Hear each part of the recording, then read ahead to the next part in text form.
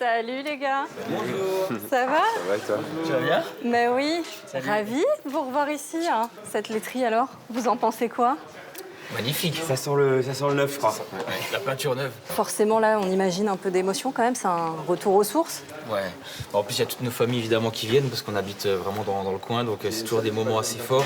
Et puis de toute façon, c'est un grand honneur de faire la réouverture de cette salle toute neuve et qui est encore plus grande qu'avant, encore plus belle. Bon, on va voir vos loges. Hein. Allez, Allez-y. let's go.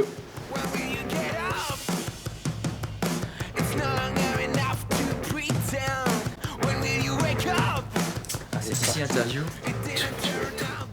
Bon alors on va évoquer votre actualité. Vous êtes là dans une tournée qui est juste incroyable. Vous avez enchaîné les salles, l'Olympia, le Trianon. Premier groupe, je crois, le plus programmé dans les festivals aussi. Enfin, mais est-ce que vous arrivez à toucher terre?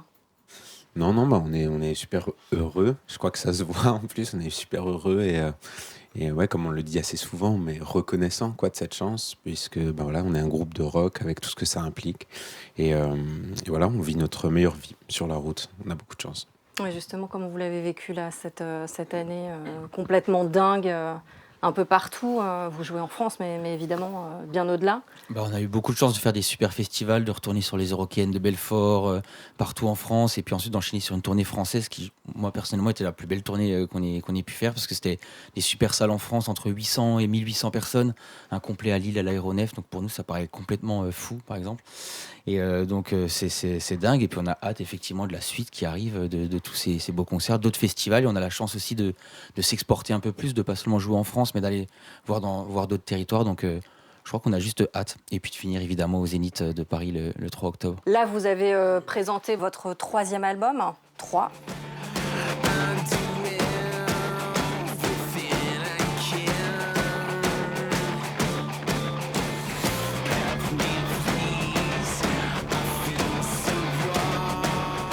Et justement, le public, comment il a réagi sur ce retour au rock pur?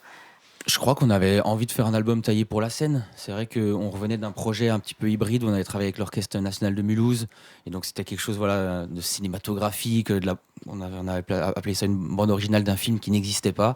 Et après ça, je crois qu'on avait l'envie vraiment de se retrouver tous les quatre dans un local de répétition et puis de préparer des morceaux qui seraient, comme je le disais, taillés pour la scène. Et on avait hâte de retrouver le public, de refaire des concerts. Donc cet album, voilà, il a émergé comme ça, je crois. Et justement, le public, comment il a réagi sur ce 3e album, ce retour au rock pur de vos débuts, finalement? J'ai l'impression plutôt positivement, oui, parce que comme on le disait tout à l'heure, les salles elles sont de plus en plus grandes, les festivals ils sont de plus en plus grands aussi. On rencontre aussi un nouveau public qui est un public plus international. Donc nous on est ravis. Peut-être qu'au passage on en perd, mais il y a des nouveaux arrivants et je crois que ça fait partie aussi de la vie d'un groupe. Et donc nous on est toujours ravis aussi bien de revoir des visages qu'on a vus 20 fois lors de concerts que des nouvelles têtes qui nous disent qu'ils viennent de découvrir la Stray. On a l'impression là que vous passez un cap. Vous allez faire votre premier stade en juin, c'est ça? Voilà. Alors, c'est pas en notre nom. Non, mais première partie de Linkin ouais. Park, mais quand même, quoi. C'est pas rien. Il y a les Zéniths aussi. Il y a le Zénith qui arrive en octobre. Est-ce que vous avez l'impression de changer un peu de dimension, là? Je pense que comme Jean-No le disait, par rapport au stade, en effet, c'est pas en notre nom. Le Zénith, pareil, c'est pas une tournée de Zénith, c'est un Zénith, mais ce qui est déjà pour nous complètement énorme. Je pense qu'on n'imaginait pas, nous, jouer au Zénith de Paris.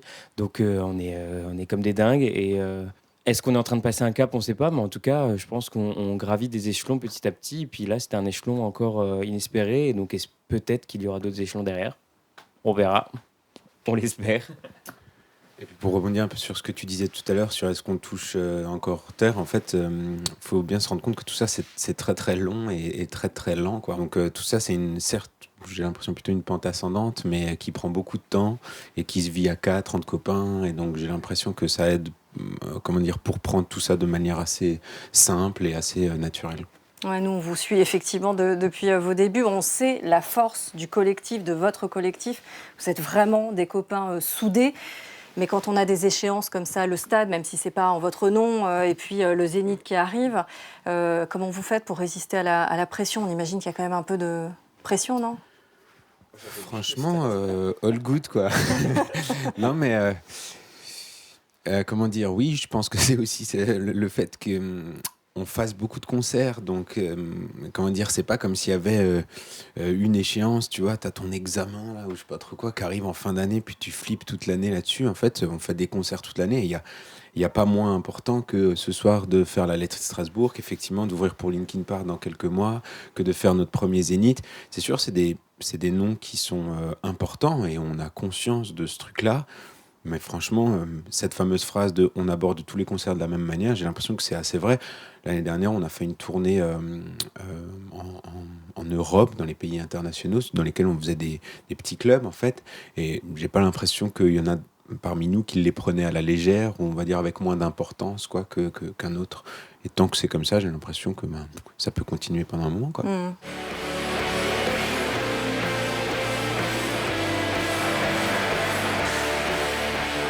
Est-ce que vous avez autre chose à nous annoncer? Je sais pas, vous travaillez sur un prochain album peut-être déjà?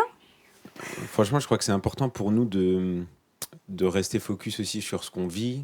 Comme tu l'as dit là, depuis tout à l'heure, on a la chance de faire plein de trucs qui sont géniaux. Mais il y a un truc dans la musique, c'est qu'on est toujours concentré sur ce qui va arriver. On est toujours à se projeter, ce qui va se passer dans 6 mois, dans 1 an, dans 2 ans. J'ai l'impression qu'avec les garçons, là, on essaye aussi d'être un peu dans l'instant, de pouvoir profiter de tous ces concerts, de les vivre pleinement. Julien disait que c'était sa tournée préférée en février. Je crois que c'est parce qu'on était aussi dans un mood où en fait, on essayait vraiment de profiter de chacun de ces concerts. Donc effectivement, on écrit pas mal de nouveaux morceaux en ce moment. On fait quelques petites sessions de studio à gauche, à droite, mais on n'a pas d'échéance particulière et je crois que ça nous met dans une situation hyper confortable qui est celle que on s'en fout, on fait les choses comme on les ressent et c'est pour le mieux. Ouais, vous la revendiquez cette liberté depuis toujours. Hein. Oui, c'est vrai qu'en plus, c'est effectivement notre modèle indépendant quoi, qui fait qu'on est notre propre label, nos propres producteurs. Ça nous permet aussi de faire ce qu'on veut quand dans la temporalité et puis dans la cadence avec laquelle voilà, on est à l'aise. Donc oui, c'est aussi une chance, c'est aussi un travail d'un autre côté, mais c'est ce qui nous permet, je pense, d'être dans cette situation plutôt confortable. La question à 2 balles, mais il y a évidemment beaucoup de déçus ce soir, hein, beaucoup de gens qui auraient voulu vous voir et les concerts se sont remplis en quoi, 2 minutes, non? Enfin, c'était quoi là? Ouais, ça s'est rempli très rapidement, mais pas 2 minutes quand même. Pas 2 minutes, mais quelques minutes. En tout cas, c'était voilà. Donc il y a beaucoup de déçus ce soir qui auraient aimé vous voir. Hein. Est-ce que vous avez un petit mot pour votre public alsacien qui ne viendra pas ce soir? On pensait vraiment pas que ça allait partir aussi vite. On est très heureux de revenir à la laiterie, puis spécialement pour la réouverture. C'est la première date alsacienne qu'on fait sur cette tournée, donc on a commencé début 2025, et donc en fait on attendait que la laiterie rouvre. Enfin, je veux dire, quand on imaginait Strasbourg, on n'imagine pas jouer ailleurs qu'à la laiterie. Et pour les Alsaciens qui sont déçus, on sera à Décibule cet été. Et voilà, on n'est jamais bien loin de l'Alsace. Et vous revenez aussi cet été pour Décibule. Exactement. Ouais. En fait, et puis même si on navigue à droite à gauche, on est en tournée, on est quand même toujours souvent en Alsace et l'Alsace est dans nos cœurs.